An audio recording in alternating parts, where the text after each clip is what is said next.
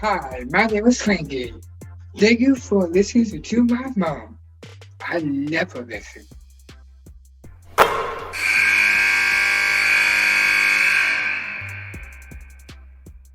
I love offense. No kidding. I mean, you have to be living under a rock to not know that, right? Because we got one of the best scorers in the Horizon League and Lauren Ross from Purdue, Fort Wayne. Lauren, thank you for being with us. Yeah, thanks for having me. I mean, you're just dropping 17 a night on everybody. How do you do that?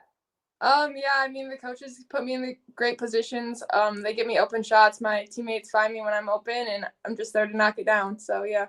Not many players have a 50, 40, 90 like you have, 94% from the free throw line, but I'm impressed with your 50% from three. Tell us a little bit about that. Yeah, so early in my career, I wasn't really that much of a shooter. I took a lot of shots, but I didn't make as many as I would have hoped. And then I actually tore both my ACLs, so that gave me 9 months times two, so 18 months just to perfect my shot, and I think it shows this season. So I'm really happy about that. That's an incredible part of your story. 2 ACLs during college. Tell us a little bit about what you did to make yourself a better shooter during that time, because there's a lot of players that get hurt and don't spend the time improving their game.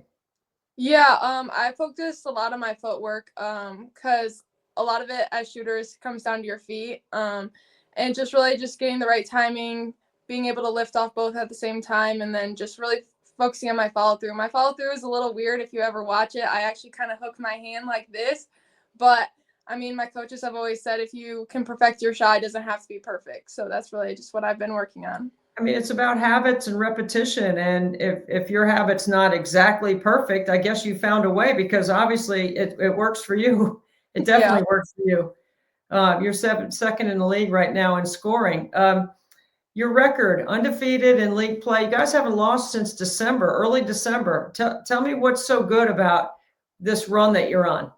Yeah, actually, our last loss was a three-game and 3-day loss in Georgia, which was really hard. But I think Coach has always said that you got to learn lessons from our losses, and I think we really did that. They were all 3 games that came right down to the wire. I think 2 went in overtime and 2 were 1-point losses, and we really learned how to win in the big games and learn down the stretch. We didn't really know how to learn in tight games when we lost those 3 games, but I think we really took the lessons from them, learned from it, and it's really shown in this 9-game win streak. So I'm going to guess that one of the lessons that you've learned is that you need to be really assertive on offense. Yeah. You know, your personality and your offensive game, do they go together? No, not at all. I'm definitely more of an introverted person. I like to be alone. I like to just kind of do my own thing, but on the court, I really have to just, when the shot's open, take it. When the drives are open, I've got to take it, and I got to be assertive, and I got to make plays happen for my teammates as well. Whenever I see a young woman like yourself that's an academic All-American as well as one of the best players in your league, it always makes me wonder, how do they go together? Like, how does being, I know the time concerns are great when you're trying to, do well on both, but, what is it about basketball that makes you an academic All-American? And what is it about an academic All-American that makes you one of the top scorers in the league? Yeah, I would just say my personality, a lot of it has to do with both of the things. I'm a perfectionist in everything that I do, so I think that's a lot of it. But yeah, just the work ethic that I've learned through basketball has carried over to the classroom, and in the classroom has carried over to the court. So I think they align really well. So this organizational leadership masters that you're getting, what is that? What's some of the classes and what will it lead to? Yeah, so I actually want to be a coach down the road. So whenever my playing career comes to an end, that's my end goal. But organizational leadership is just really learning how to be a better leader, obviously within organizations and businesses, but that can also be leading any organization, whether that be a team, whether that be a big level business, anything like that. It's just really learning how to help your colleagues, your subordinates, whoever you're leading, just really be the best that they can be and be the most successful business or organization or team that you can be. You're hitting on a couple of hot spots for me that I love to talk about. One is build, because you're doing that right now. You're building your resume, you're building your experiences so that you can graduate with a master's and go on when your playing days are over. Serve, which is obviously an important quality of a really good leader that you're talking about. as a teammate and as a leader on the team, serving your teammates, making the game easier, and then team. Team is such a big word. It's such a powerful word because you have an advantage over most other people that don't play sports. For sure.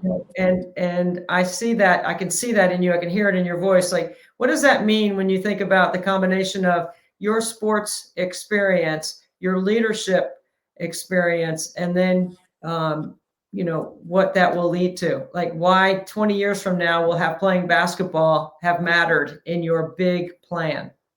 Yeah, I mean, I know for a lot of athletes, it's really stressful, the time commitment to being both an athlete and being a student as well. But I think when it comes down the road and whatever profession I end up in, it will really help me because I know how to work through those stressful time management situations. I know how to work really well with a wide variety of different people. As a team, you have, like, I've been on a lot of teams, but you have so many different characteristics and different abilities, and you have to be able to connect them and get the most out of them. So I think wherever I end up, those qualities will really help me. Do you have a dream coaching job? No, college for sure. I don't know if I could deal with younger kids, but definitely college. But I don't really have a dream job. Hopefully close somewhere to home. My parents are from Michigan, so somewhere not too far because I'm sure they'll want to come cheer me on even as a coach. So absolutely, that's part of your team forever. Tell us a little bit about your journey, how you ended up at Purdue Fort Wayne, because you spent 3 years at Western Michigan, then a year at Michigan State, and then you chose them and they chose you. Mm-hmm. Yeah, so out of high school, I chose to go to Western Michigan. I played 3 years there. 2 of the 3 years I was there for 4 years, but 2 of the years I actually had torn both my ACLs. So I didn't play a lot there. I had a really great career while I was there. But I just really wanted to test myself at the next level. I was scoring 22 points per game there, and I thought I had earned the opportunity to see what I could do in the Big Ten level. Went to Michigan State last year, was coming back up, and my ACL injury didn't get cleared until November 1st. So it was really close crunch time. Obviously just didn't get into the rotation. A lot of it due to just not having the time to play with my new teammates and my new team. But I decided it was my last year in college. I wanted to go out onto the bang, and I wanted to really play. Coach Mark, I reached out to her in the transfer portal. There was no questions asked about my injury. So that was a big thing for me, was that she was just willing to take me in as I was, and she had the utmost faith in that I was going to be back to where I was.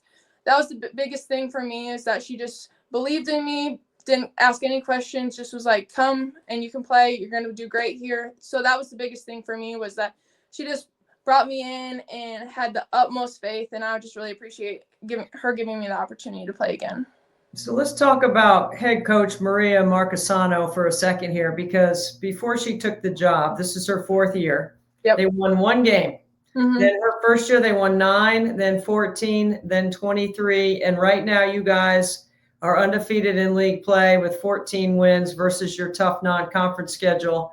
What is it about her that was drawing to you? And what have you learned from her that will help you be a head coach one day? Yeah, I think we're kind of a lot alike. She's really gritty, really tenacious. She's not going to give us any days off. She's going to push us every day, no matter what. No matter if we just won against Cleveland State or Green Bay, we're going to come in the next day and work just as hard. And so that's something I really like, because I have a really strong work ethic as well. And I've just learned a lot from her, just how to be a strong female leader. And that's something I think I can really take on as I go into my own coaching career. Your senior final 5th year will be a success if what happens? Ooh, that's a good question. I think we just never stop working. I don't think you can stop. What got you here, you have to keep doing. Like, we have got to the place that we are right now in the Horizon League because we've worked, and we can't stop doing that. So we just got to keep doing what we're doing, and it'll keep rolling. Well, Lauren Ross, we wish you the best. Keep leading your team and keep thriving and striving to be the best that you can be. We know you're doing that every day, and you're balancing both incredible academic record along with a very, very brilliant basketball resume as well. So thanks for being with us, Lauren, on Nothing But Net. Thanks for having me.